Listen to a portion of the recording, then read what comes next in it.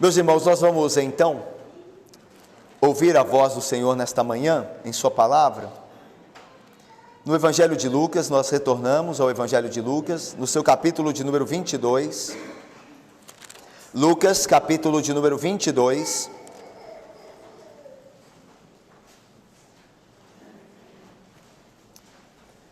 Lucas, capítulo de número 22, do versículo 14 ao versículo de número 23.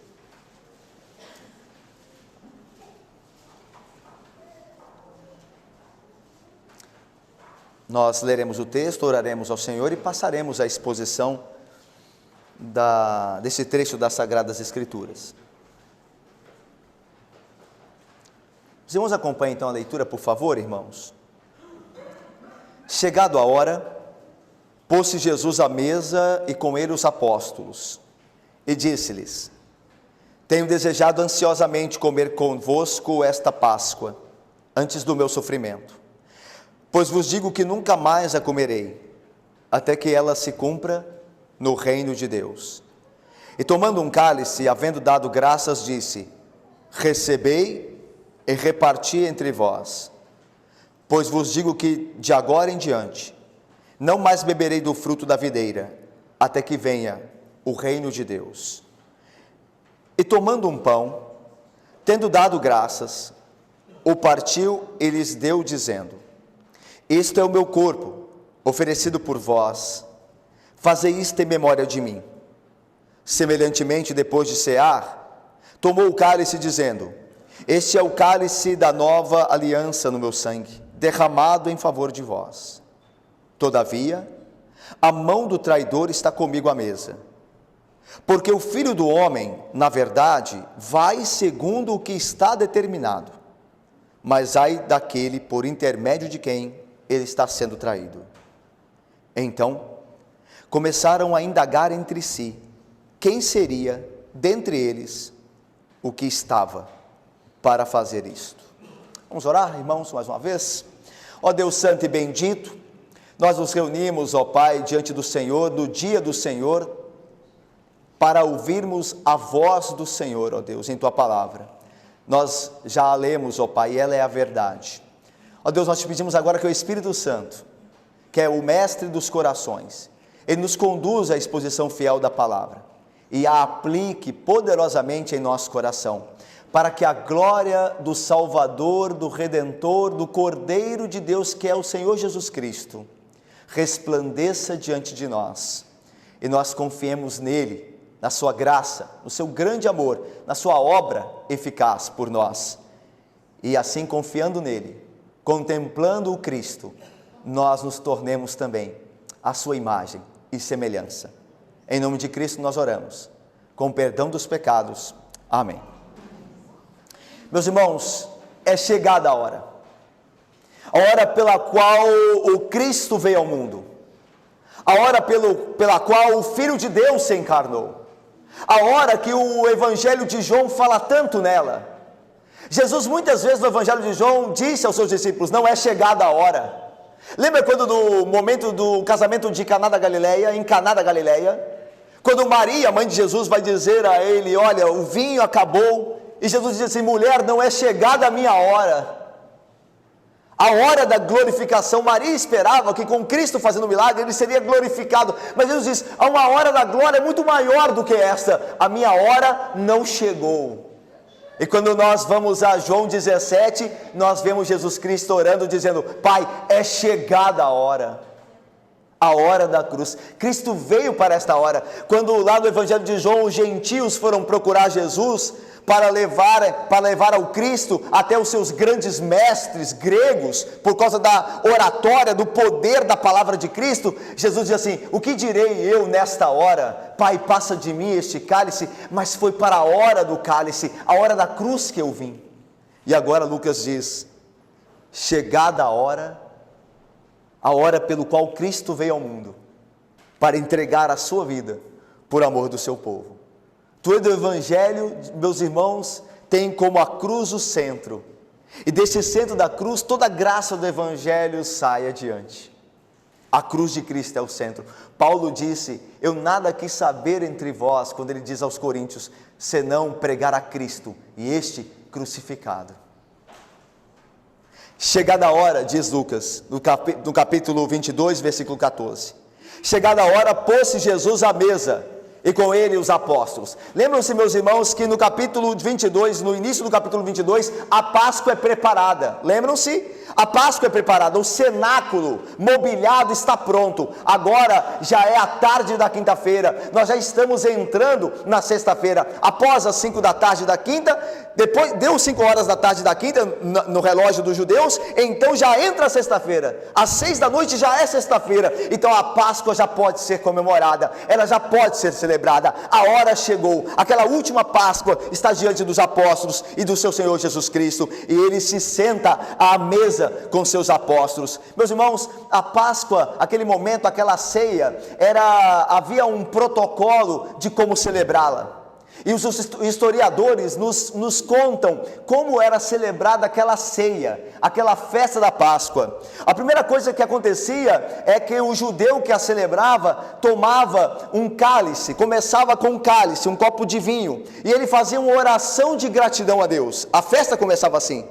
Havia uma oração de ações de graças a Deus e um vinho na mão, e então todos tomavam aquele vinho.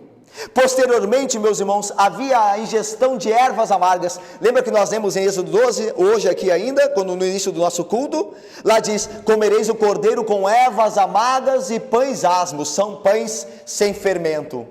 Então a ideia é de que após o primeiro cálice, ervas amargas eram consumidas junto com o pão sem fermento, o pão asmo era comido. Meus irmãos, é interessante que as ervas amargas, lá em Êxodo 12, por que na festa havia esse cardápio? Por que ervas amargas? Porque para lembrar os israelitas, lá no Êxodo 12, a armaguez ou amargor, melhor dizendo, do cativeiro egípcio. Como foi duro o cativeiro, como o Egito era opressor, como a vida deles era amarga antes da salvação, antes da redenção de Deus por meio de Moisés. Então eles precisavam comer a erva amarga para sentir na boca, simbolizando o amargo do pecado, o amargo da opressão do mundo, o amargo do Egito.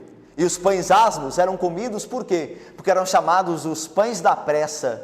Não era possível, meus irmãos, naquela noite esperar que o pão levedasse.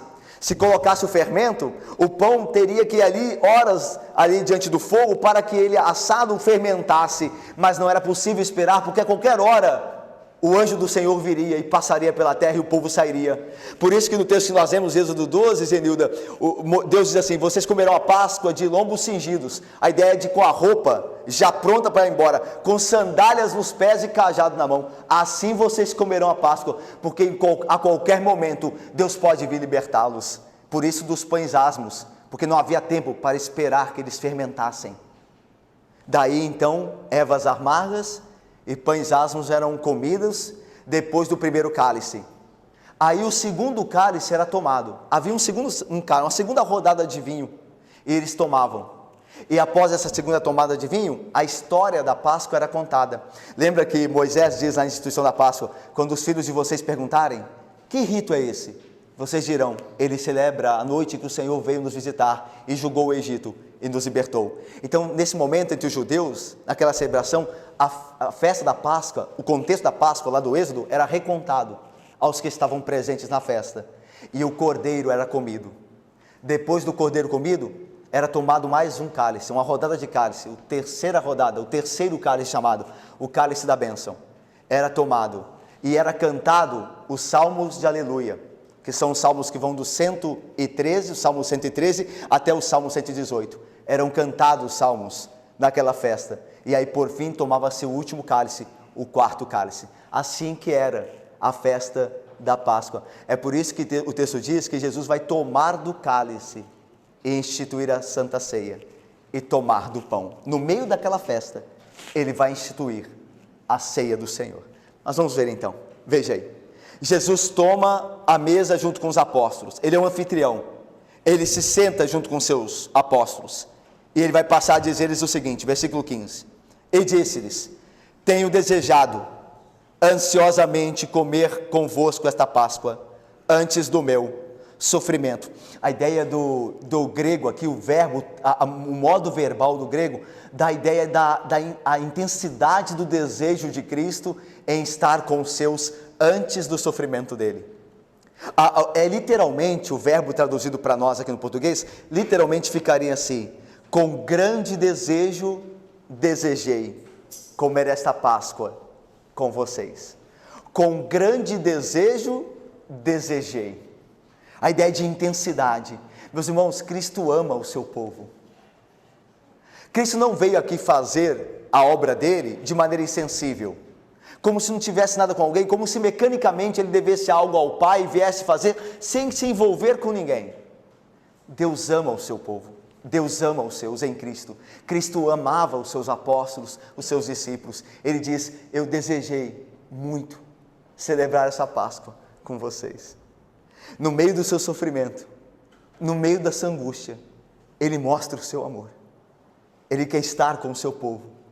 Ele quer estar com os seus. Lá em João, capítulo 17, Gabriel, ele diz assim na oração sacerdotal: Pai, a minha vontade é que onde eu esteja, estejam também os que me deste, para que vejam a minha glória. Jesus Cristo quer estar com os seus. Ele ama o seu povo. É por isso que ele diz aqui: com muito desejo, eu desejei comer essa Páscoa convosco, antes do meu sofrimento. Ele faz menção do sofrimento porque a Páscoa simboliza isso para o Cordeiro de Deus, que é Cristo. É a entrega do seu corpo à morte. Por isso ele fala e faz menção do sofrimento. Lembra que mesmo aqui em Lucas, no Evangelho, Jesus Cristo já tinha dito sobre o sofrimento dele várias vezes. E ele diz o sofrimento dele, ele chama o sofrimento dele da cruz de batismo, o batismo pelo qual ele há de passar. Ele fala assim: o batismo pelo que eu hei de passar muito me angustia. É o batismo da morte. Jesus Cristo seria ali batizado pelo seu povo.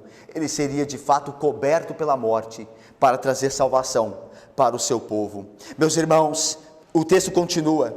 Versículo 16 diz: pois vos digo, Cristo continua, que nunca mais a comerei, até que ela se cumpra no reino de Deus. E tomando um cálice, olha o cálice aí, né? Um dos cálices, ele vai tomar o outro depois. E tomando um cálice, havendo dado graças, a oração de graças, lembram? Que começava a festa, disse: recebei e repartir entre vós, pois vos digo que de agora em diante não mais beberei do fruto da videira, até que venha o reino de Deus. É interessante, não? Cristo diz assim: eu não farei mais isso, eu não celebrarei mais com vocês, eu não estarei à ceia com vocês, até que venha o reino de Deus. Meus irmãos, a cruz inaugura o reino de Deus. A cruz é o centro do reino de Deus. A cruz é que dá entrada a cada um de nós ao reino de Deus. O que Cristo quer dizer aqui é que a cruz não é o fim. Aquela Páscoa não é o fim. Embora ele será oferecido, moído, naquela Páscoa ele será repartido como Cordeiro de Deus, não é o fim, porque ele diz: eu ainda hei de cear convosco quando vier o reino de Deus. Eu não farei isto agora, até que venha o reino de Deus. Haverá mais um banquete. Leandro, Felipe, haverá mais um banquete eterno, sem fim, entre Cristo e os seus. Este aqui é o último banquete enquanto ele esteve com os apóstolos antes dele entregar sua vida, mas não é o fim.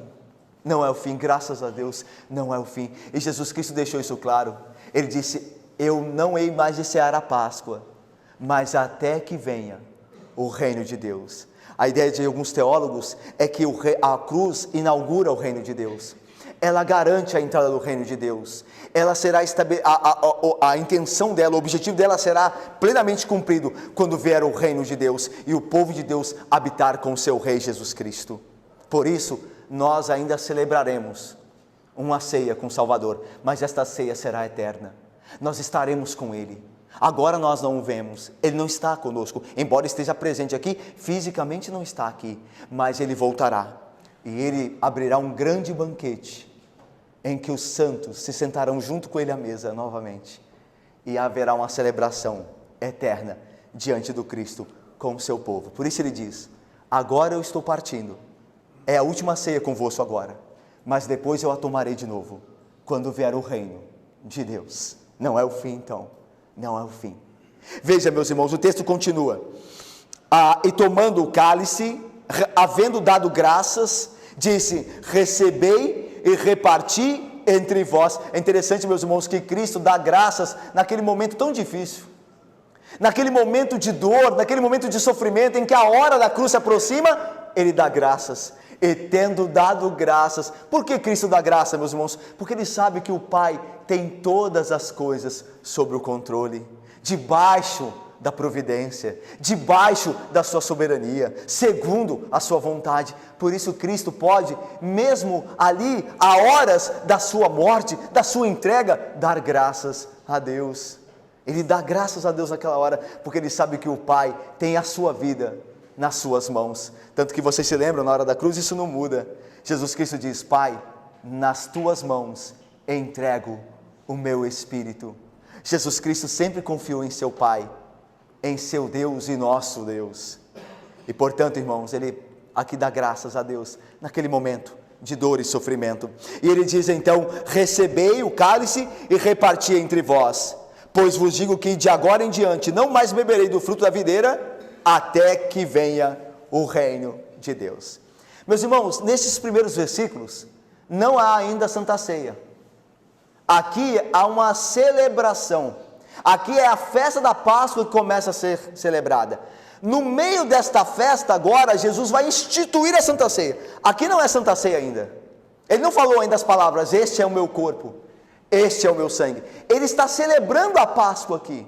E a Santa Ceia foi instituída no meio da celebração. Enquanto eles celebravam a Páscoa, Jesus agora vai celebrar a nova aliança, aquilo que há de substituir a Páscoa, a ceia do Senhor. E agora ele faz isso a partir do versículo de número 19.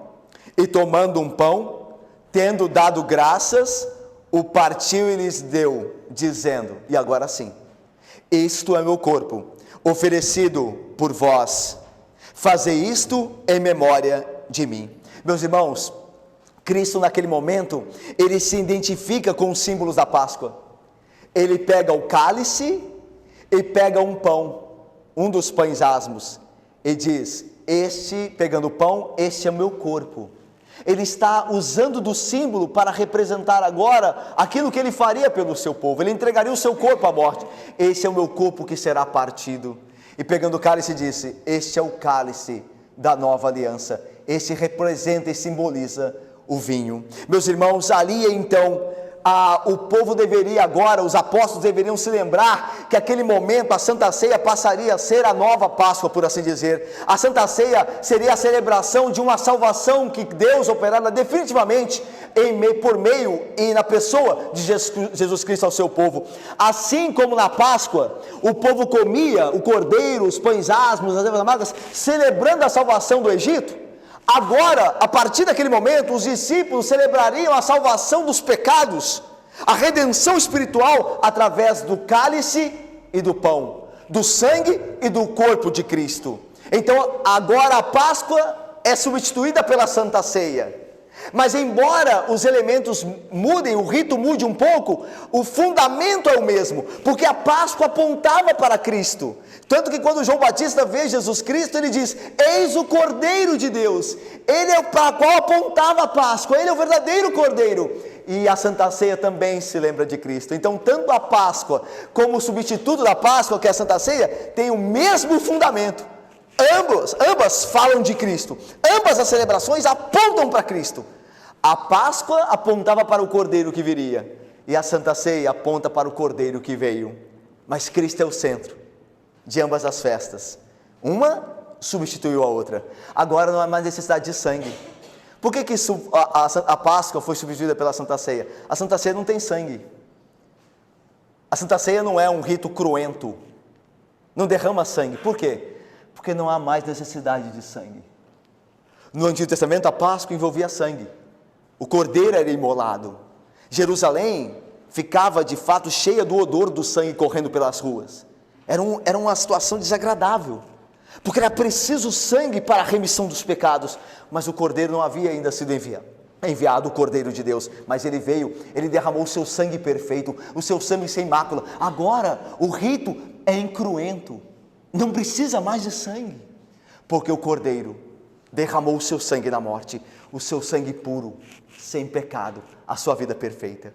Por isso, o novo rito que substitui o vivo da Páscoa é incruento, é sem sangue, porque o sangue de Cristo já foi derramado uma vez por todas e nos purifica de todo o pecado. Por isso então Jesus Cristo diz: este é o meu corpo oferecido por vós, fazei isto em memória de mim. Semelhantemente, depois de cear, tomou o cálice dizendo: este é o cálice da nova aliança no meu sangue, derramado em favor de vós. Meus irmãos, é importante nós percebermos aqui que o rito é em memória. De forma alguma, como dizem os católicos romanos, de forma alguma há transubstanciação, há mudança de substância, de forma alguma. Aqui o rito é em memória, fazer isto em memória de mim. Nós nunca jamais devemos entender que na hora que nós tomamos do pão, aquilo de alguma maneira se torna carne em nossa boca, ou tomando do cálice, aquilo se transforma em sangue. Há uma mudança de substância, uma transubstanciação. De forma alguma, é feita em memória de Cristo, com a presença sim dele, não dos elementos, mas espiritual. Cristo está presente, Ele é onipresente. Quando nós ceiamos, e agora hoje aqui, Ele está conosco espiritualmente, e está em nós pelo seu Espírito, mas não nos elementos. Não há mudança, aquilo não transforma em carne, como diz a doutrina católico-romana. Uma das provas disso, as evidências são muitas. Aqui mesmo no texto diz, quando Jesus pega o pão e diz: isso é o meu corpo, aquilo não era o corpo dele. O corpo dele estava diante dos discípulos. E ele então diz: olha, isto é o meu corpo, simboliza o meu corpo, porque Jesus não partiu a carne dele. Jesus não era nenhuma espécie de canibal, e nem os seus apóstolos. E outra coisa, Jesus usava, de fato, figuras de linguagem. Ele usou muitas vezes, dizendo assim: eu sou a videira verdadeira. Por acaso Jesus era alguma videira? Era alguma planta, alguma árvore? De forma alguma, mas ele diz: eu sou a videira. Mas ele não era uma videira. Ele diz mais ainda: eu sou o pão que desceu do céu. É assim que Jesus veio ao mundo, como um pão, uma forma de pão? De forma alguma. Ele usava essas figuras para trazer uma realidade espiritual. E aqui é a mesma coisa. Ele pega do pão e diz: este é meu corpo, simbolicamente, e este é o meu sangue, o cálice. Portanto, nós vamos entender que aquilo é feito como símbolo, em memória do Cristo, embora Ele está presente, mas rememorando o sacrifício dele único, uma vez por todas, eficaz por amor do seu povo. Meus irmãos, então o texto continua no versículo de número 20 dizendo: semelhantemente, depois de cear, tomou o cálice dizendo: este é o cálice da nova aliança no meu sangue, derramado em favor de vós. Meus irmãos, o sangue de Cristo tem que ser derramado para que se cumprisse a aliança. Em Hebreus nós encontramos a citação da lei que diz: com efeito, quase todas as coisas, segundo a lei de Moisés, se purificam com sangue, e sem derramamento de sangue não há remissão de pecados. A lei é cumprida com derramamento de sangue. Por isso Jesus diz: este é o sangue da aliança. E diz mais, meus irmãos, no Antigo Testamento, que o sangue confirmava a aliança de Deus com o seu povo. Lá em Êxodo, capítulo 24, a Bíblia diz que Moisés, tomando do sangue que fora derramado, alguns jovens lá no Êxodo, diante do povo de Deus, ofereceram sacrifícios de animais a Deus, e Moisés pega parte do sangue, derrama sobre o altar, e outra parte ele pega e asperge sobre o povo. Ele joga sobre o povo o sangue, e diz assim o texto: então tomou Moisés aquele sangue e o aspergiu sobre o povo e disse: eis aqui o sangue da aliança que o Senhor fez convosco. A respeito dessas palavras, a aliança de Deus envolvia sangue, porque o sangue era o preço para que Deus não punisse os israelitas, como no Egito, lembra? No Egito, Deus disse: vocês matarão um cordeiro, colocarão o sangue nas ombreiras, nas vergas das portas, e a casa em que tiver o sangue, o anjo do Senhor não entrará. É pelo sangue do cordeiro, simbolizando Jesus Cristo, que os israelitas foram poupados. Se qualquer israelita não tivesse colocado o sangue nas frestas e nas vergas das portas, o anjo do Senhor da morte entraria e mataria, mesmo que fosse israelita. Não era ser o israelita, era ter o sangue. Por isso agora Jesus diz: é o sangue da aliança, é o sangue que purifica, é o sangue com que faz que Deus passe longe a sua ira de nós. E é interessante que lá no Velho Testamento ainda, através do profeta Jeremias, foi prometido uma nova aliança. Jesus diz aqui, né? Esse é o sangue da nova aliança. Mas isso não é novo, esse anúncio não é Cristo que faz agora, ele já fora feito por Jeremias o profeta. Eu lerei o texto, olha só que maravilha. Eis que vem dias, diz o Senhor, que firmarei nova aliança com a casa de Israel e com a casa de Judá, não conforme a aliança que fiz com seus pais, no dia em que tomei-os pela mão para os tirar da terra do Egito, porquanto eles anularam a minha aliança, não obstante eu os haver desposado ou casado com eles, diz o Senhor, porque esta é a aliança que firmarei com a casa de Israel depois daqueles dias, diz o Senhor, na mente lhes imprimirei as minhas leis. Na antiga aliança a lei foi impressa na pedra, agora veja a nova aliança, na mente deles eu colocarei a minha lei.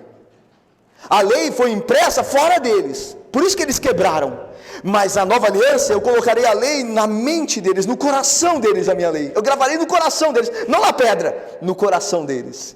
E aí continua, eu serei o seu Deus e eles serão o meu povo. Não ensinará jamais cada um ao seu próximo, nem cada um ao seu irmão, dizendo, conhece ao Senhor, porque todos me conhecerão, desde o menor até o maior, diz o Senhor, sacerdócio universal. Pois perdoarei as suas iniquidades nesta nova aliança, e dos seus pecados jamais me lembrarei. Isso tem tudo a ver com Cristo. É por isso que Cristo vai dizer, este é o cálice da nova aliança, da qual disse Jeremias. O profeta Jeremias falou desse dia. Essa nova aliança tem o seu poder em Cristo. A antiga aliança foi administrada por Moisés. Moisés não tem poder nenhum. Moisés era um pecador. Moisés não podia salvar nem sequer a ele mesmo. Mas essa aliança, a mesma aliança que Moisés teve diante de si, a qual ele não poderia ser o mediador perfeito, Jesus Cristo toma e dá uma nova roupagem a ela, uma nova administração poderosa, eficaz. Por isso Jesus diz, esta é a aliança renovada, esta é a aliança ratificada, esta é a aliança confirmada por mim. O que nenhum dos patriarcas, o que nenhum dos legisladores do antigo Israel fizeram, Jesus Cristo toma aquela mesma aliança, que é a mesma com Adão, e cumpre perfeitamente. Por isso ele diz, é a nova aliança. Essa aliança é poderosa, mais do que fora a antiga, porque mal administrada pelos que de fato estavam sobre ela, mas agora esta é a nova aliança administrada por Jesus Cristo Santo. Por isso ela é capaz de levar o homem a Deus, de colocar a lei de Deus e o amor de Deus no coração do homem, e não apenas a lei de Deus numa pedra, mas no nosso coração, isso por meio do Espírito de Cristo. Não é verdade? Jesus diz assim, eu irei para o céu e enviarei o Espírito Santo, ele habitará em vocês. Moisés fez isso? Moisés é o administrador da velha aliança, ele tinha esse poder? Ele enviou algum Espírito Santo? Não. Está vendo que Jesus Cristo é superior? A aliança que ele administra é a mesma de Moisés, só que a administração dele é incomparavelmente superior, porque ele vai colocar a lei dentro de nós, por meio do seu Espírito. Ele diz assim, o Espírito que eu vos enviar, ele vos fará lembrar de tudo quanto eu vos tenho dito, ele estará em vocês, ele dentro de vocês vai mudar o coração de vocês, o que Moisés jamais fez. Por isso Jesus diz, este é o cálice da nova aliança. Porque o administrador é poderoso agora, é o Cristo de Deus. Veja mais, continua o texto. Agora é interessante, meus irmãos, que o texto vai falar do traidor, que é Judas. E parece que é uma quebra aqui, né? Jesus está estabelecendo a Santa Ceia, o contexto de amor, de redenção dada ao seu povo, o qual o povo recebe por meio da fé, os seus apóstolos e os seus discípulos, como nós também recebemos, pelo Espírito Santo, por meio da fé, a graça de Cristo por nós, na cruz. Mas agora fala do traidor. A ideia aqui, meus irmãos, é que Lucas, ele toma um caminho diferente dos demais sinóticos. E eu vou explicar aqui para a gente entrar na parte final.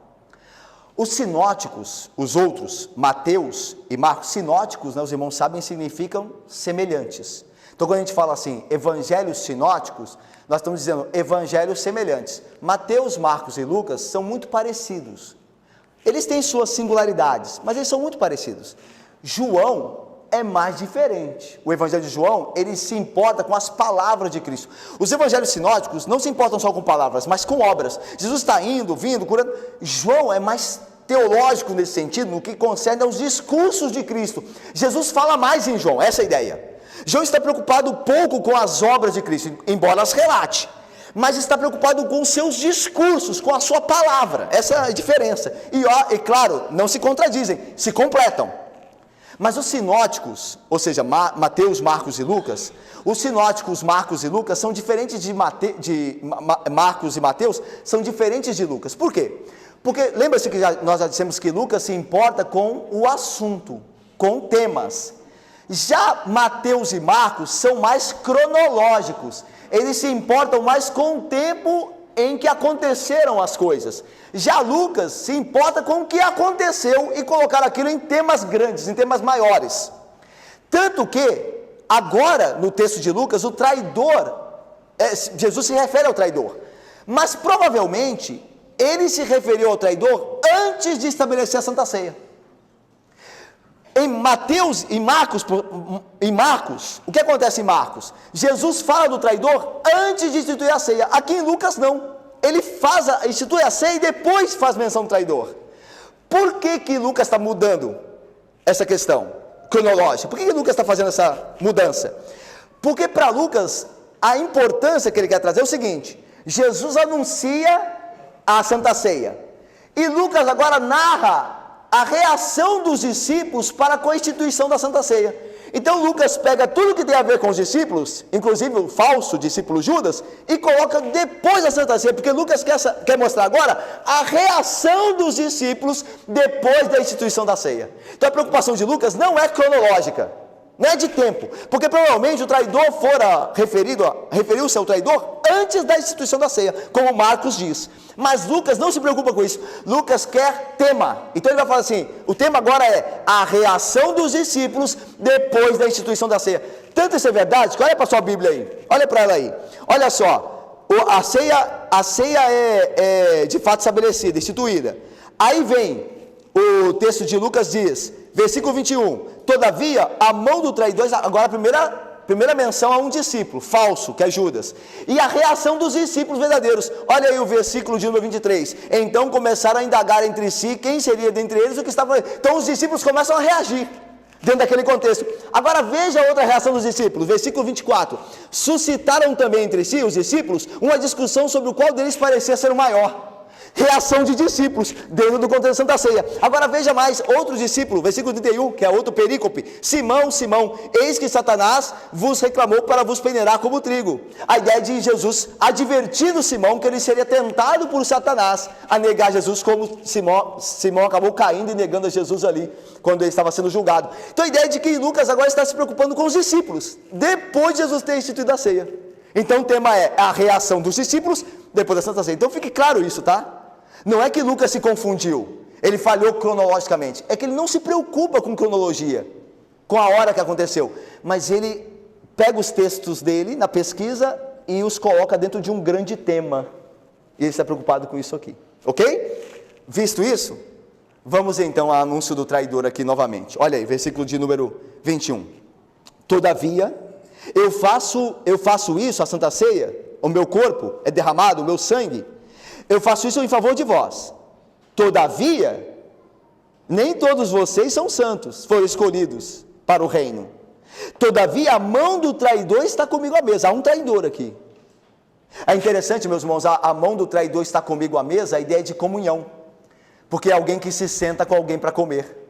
Nos evangelhos sinóticos, isso é solenemente proferido também, proclamado. Jesus vai dizer assim em Marcos: eu solenemente lhes afirmo, um de vocês me trairá, um que está comigo à mesa. E depois diz mais, um dos 12, aquele que mergulha a mão do prato comigo, me trairá. A ideia de íntima comunhão. A ideia, meus irmãos, é que é uma afronta diante de um anfitrião, um convidado se levantar contra ele. A ideia escandalizou os discípulos e apóstolos ali, porque eles ficam escandalizados, porque como é que alguém que foi convidado por Cristo, que é o anfitrião, levantar a mão contra ele, ir contra ele? Isso não pode ser possível. É por isso que o texto termina aqui dizendo que cada um perguntava entre eles quem seria este que faria isto, porque é impossível entender alguém se levantando contra o Cristo, que é o nosso anfitrião, que vai morrer por nós, e alguém entre nós se levantará contra ele. É por isso que eles ficaram atônicos aqui, discutiam entre si quem seria este que trairia Jesus. O texto então diz: todavia a mão do traidor está comigo à mesa. O Salmo diz isso, o Salmo 41, né? Aquele que comia do meu prato, da minha mesa, levantou contra mim o seu calcanhar. A Bíblia diz sobre, está vendo, meus irmãos? Nada aqui é o acaso. Jesus não é objeto do acaso. Ele tá sem saber o que vai acontecer com ele. Antes de acontecer, ele está dizendo: todavia há um traidor aqui. Ele já sabe. Ele está sob o controle. Agora, veja como isso fica mais claro ainda, Roberto, olha só. Vamos ler juntos, versículo 22, leiamos. Porque o Filho do Homem...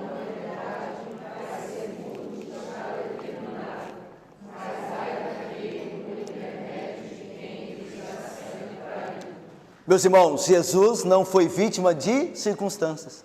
Ele não foi vítima do acaso. Porque o Filho do Homem, na verdade, vai, segundo o que está, o verbo aqui, decretado. Nossa tradução determinado, né? Mas a ideia também de decreto. O Filho do Homem vai. Não há como ele não ir para a cruz. Está decretado segundo o plano divino, que ele vá à cruz. A ideia de que Cristo, então, meus irmãos, não é uma marionete do destino. Não está nas mãos do acaso, mas tem todo o controle de todas as coisas. Aquilo que haveria de acontecer com ele foi profetizado e anunciado pelos profetas. Isaías 53 diz: o servo sofredor. Antes de Cristo vir ao mundo, antes dele se encarnar, o profeta Isaías já disse: eis o meu servo sofredor, ele derramará a sua alma em favor de muitos. Muitos anos antes, irmãos, já estava tudo decretado. Por isso Jesus diz: o Filho do Homem, aquele que é cheio de glória, aquele que receberá domínio e poder, segundo Daniel 7,14, ele vai como está decretado. Meus irmãos, aqui nós podemos regozijar, porque nós vemos que a morte de Cristo não é o triunfo dos inimigos no final, graças a Deus não, mas ao contrário, a morte de Cristo na cruz é a realização do gracioso, soberano e sempre vitorioso plano de Deus. Que bênção, meus irmãos! O que aconteceu com Cristo não foi a vitória dos seus inimigos sobre ele, mas o cumprimento do decreto divino. Assim como tudo que acontece em nossa vida, não é a vitória do mundo sobre nós, mas o cumprimento do decreto divino do Deus que nos ama. Ele está soberano sobre tudo e sobre todos. Ele estabelece a sua vontade, ele faz cumprir o seu plano. Tudo já está decretado. Agora, Judas, então, não é culpado por isso? Jesus vai responder então, se sim ou não. Olha aí. Mas ai daquele por intermédio de quem ele está sendo traído. Judas é culpado. O decreto, como nós já vimos, quando nós vimos a questão de Judas ser tomado por Satanás, para poder tramar a morte de Jesus, nós vimos que ele deu brecha a Satanás, ele é culpado, e aqui novamente ele é culpado. Embora o decreto de Deus esteja sobre tudo, o homem é responsável pela sua ação. A ideia, meus irmãos, é que o decreto de Deus envolve a responsabilidade de Judas. Judas e nós, eu e você, temos responsabilidade, e o decreto de Deus inclui essa responsabilidade, mas a responsabilidade é nossa. Deus é tão sábio, tão poderoso, que Ele não anula a nossa responsabilidade, Ele nos usa, responsáveis como somos, no decreto dEle, para o plano dEle, mas isso não anula a responsabilidade de cada um de nós, como não anulou a responsabilidade de Judas. Mas o Filho do Homem vai, está decretado que ele vai, mas ai daquele por meio de quem intermédio ele está sendo traído. Ai daquele por intermédio de quem ele está sendo traído.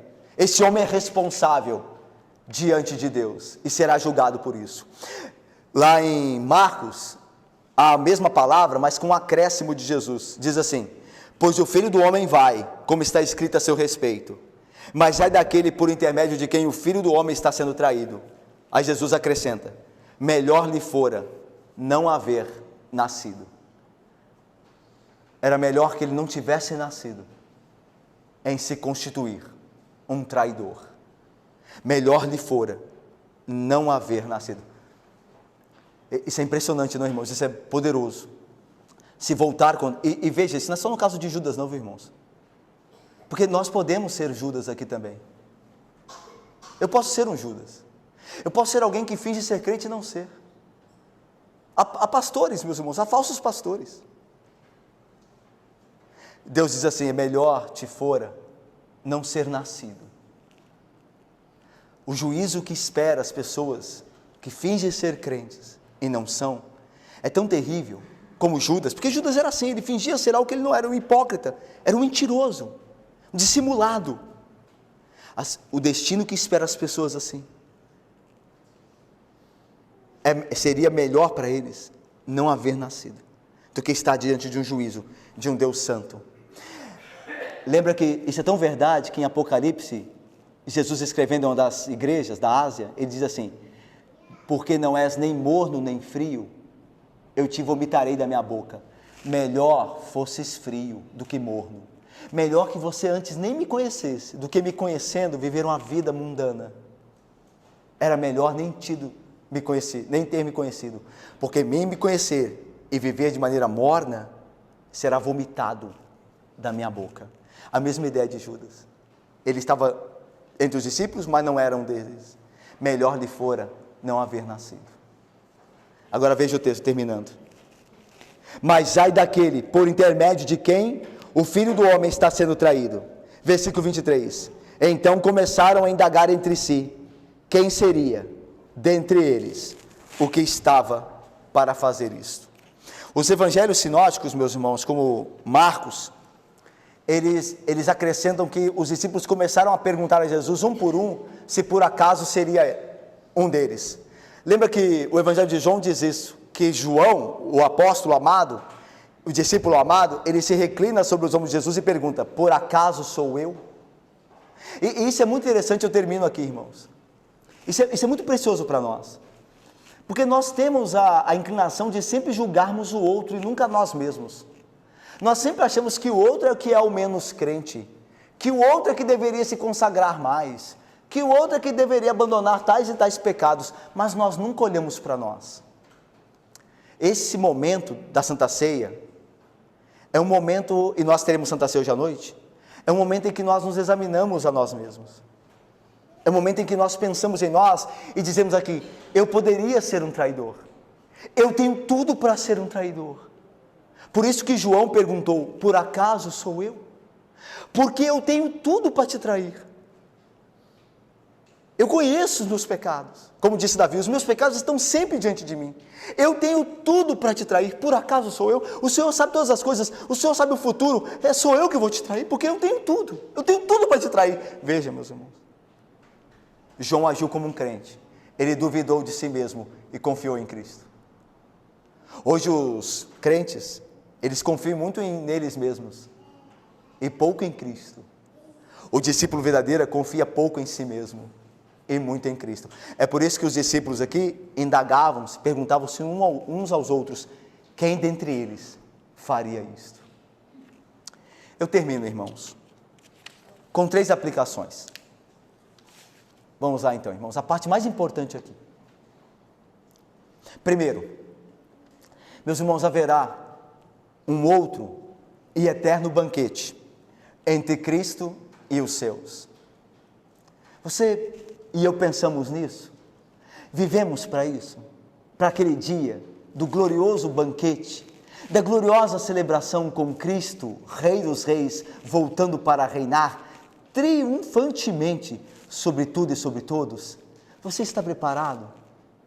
Você é como as virgens prudentes, que tinham azeite para alimentar o fogo da lâmpada, esperando o noivo? Ou eu e você somos como as 5 nécias, que não se prepararam devidamente e ficaram fora das bodas do Cordeiro? Quem é você? Você tem se preparado para esse banquete festivo? É o que você deseja? A sua alma anseia esse banquete com Cristo? Esse banquete, pois haverá outro banquete, haverá um eterno banquete de Cristo e os seus, e todo aquele que crê no seu nome se assentará com ele à mesa, e viverá com ele, e reinará com ele para sempre. Meus irmãos, outra aplicação é que a Santa Ceia é um meio de graça para nós. A Santa Ceia não deve ser de forma nenhuma omitida ou excluída da nossa vida. A Santa Ceia, meus irmãos, é um memorial da graça de Deus por nós. Quando nós estamos diante da Santa Ceia, nós nos lembramos do que Cristo fez por nós, uma vez por todas. Por isso que tomar da Santa Ceia, tomar do cálice e comer do pão, é uma bênção para nós, porque nós nos alimentamos da certeza de que Cristo vive e nós vivemos nele, nós nos alimentamos nele, a ideia de que nós confiamos nele. Portanto, irmãos, não menospreze a Santa Ceia, não a leve apenas como um rito mecânico, como algo sem significado, não faça isso. A Bíblia diz que aquele que come e bebe sem discernir o corpo, come e bebe juízo para si. Peça ao Espírito Santo para te dar graça de entender sempre que diante da Santa Ceia você tem a bênção, a graça de ser redimido uma vez por todas, naquele dia na cruz, onde Cristo derramou o seu sangue e partiu o seu corpo. Que aquela salvação que Cristo fez é para hoje e sempre. E por fim, irmãos, os crentes diante da mesa do Senhor devem ter uma reação de contrição e humildade. Ao invés de nós celebrarmos a Santa Ceia e ficarmos olhando quem toma e quem não toma, e olhando, olha, aquele pessoa não devia tomar, olha quem está tomando ali, olha que absurdo. Nós devemos olhar para nós mesmos, contritos e humildes, perguntando sempre: Senhor, por acaso sou eu o traidor? Senhor, me ajuda a não trair o teu santo filho, me faz um crente, muda a minha vida. Eu tenho te traído a Deus com falsos ídolos, eu tenho me prostituído com falsos ídolos, me ajuda, ó Deus, limpa o meu coração, purifica-me do meu pecado, porque eu posso muito bem ser o traidor, eu tenho tudo em mim para ser um traidor. Me livra, ó Deus, de mim mesmo, me guarda de mim mesmo, faz com que o meu eu morra a cada dia e que Cristo vive em mim. Que nós saibamos, meus irmãos, estar diante da Santa Ceia de forma apropriada, como Deus exige e disso se agrada certamente. E assim nós seremos abençoados muitíssimos pela graça e misericórdia de Jesus Cristo. Que Ele nos abençoe. Amém, irmãos.